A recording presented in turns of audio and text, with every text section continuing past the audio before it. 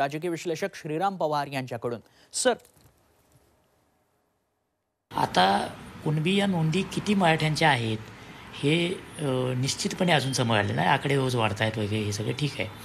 पण जर खरंच कुणबी नोंदी असतील तर कुणबी या समाजाला किंवा कुणबी या घटकाला आधीच ओबीसीमध्ये आरक्षण दिलेलं आहे.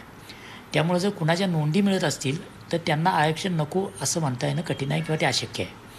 फक्त त्याचा डाईव आता घेतला गेला तो जरांगे पाटलांच्या उपोषणाच्या पार्श्वभूमीवर, आणि त्याचा लाभ जर ज्यांच्या पूर्वजांच्या कुणबी नोंदी मिळत आहेत त्यांना जर त्याचा लाभ मिळणार असेल तर तो नाकारता येणार नाही, कायद्यानं नाकारता येणार नाही.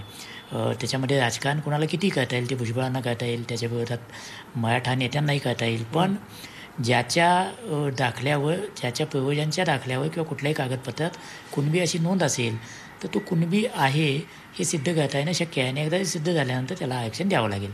त्यामुळे भुजबळ जे काही बोलत आहेत गेले काही काळ, तो एकूण त्यांच्या राजकारणाशी सुसंगत असा भाग आहे. त्याच्यापेक्षा त्याच्यामध्ये फार काही असं मला वाटत नाही. एकदा सरकारनंच आश्वासन दिलं आहे की ज्यांच्या नोंदी सापडतील त्यांना कुणबी समजून ओबीसींचा लाभ दिला जाईल, तर ते सरकारला पाळावं लागेल. त्यापासून सरकारला फार लांब जाता येईल असं मला वाटत नाही. लाल मातीतली कुस्ती म्हणजे